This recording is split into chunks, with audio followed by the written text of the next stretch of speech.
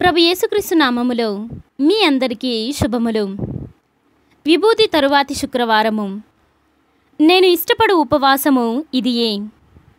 మొదటి పట్టణము యెషయా గ్రంథము 58వ అధ్యాయము 1వ వచనము నుండి 9వ వచనం వరకు. ప్రభువు ఇట్లు పలుకుచున్నాడు: నీవు బిగ్గరగా కేకలిడుము, బాకాను ఊదినట్లుగా అరువుము. నా ప్రజలకు వారి పాపములను తెలియజేయుము.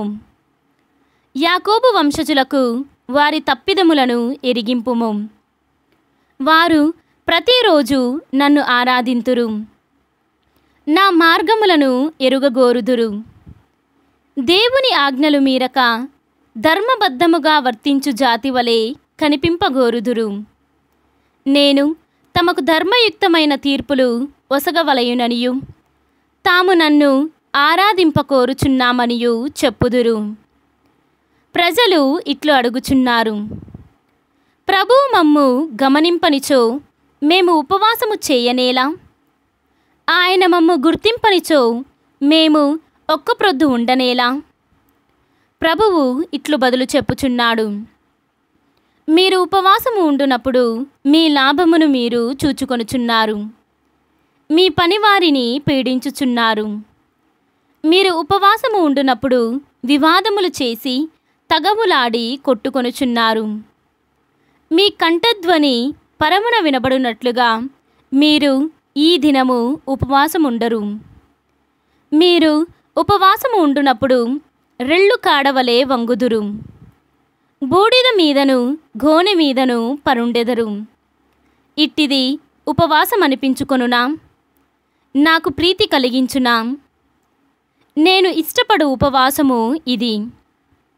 మీరు అన్యాయపు బంధములను విప్పుడు, ఇతరుల మెడ మీదకెత్తిన కాడిని తొలగింపుడు, పీడితులను విడిపింపుడు, వారిని ఎట్టి బాధలకును గురిచేయకుడు. మీ భోజనమును ఆకలిగొనిన వారికి వడ్డింపుడు, ఇల్లు వాకిలి లేని వారికి ఆశ్రయమిండు, బట్టలు లేని వారికి దుస్తులిండు. మీ బంధువులకు సహాయము నిరాకరింపకుడు. అప్పుడు నా కృప ప్రాతఃకాల సూర్యుని వలె మీపై ప్రకాశించును. మీ గాయములు త్వరగా మానును. మీ నీతి మీకు ముందుగా నడుచును. నా సాన్నిధ్యము మీ వెనువెంట వచ్చును. మీరు ప్రార్థించినప్పుడు నేను మీ వేడుకోలును ఆలింతును. మీరు మొరపెట్టినప్పుడు నేను మీకు ప్రత్యుత్తరమిత్తును. మీరు ఇతరులను పీడింపకుడు, అవమానింపకుడు, దుష్టవాక్కులు పలుకకుడు.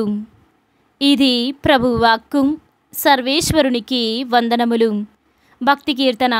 ఓ దేవా, పశ్చాత్తాపపూరితమును వినయాన్వితమునైన హృదయమును నీవు అనాధారము చెయ్యవు.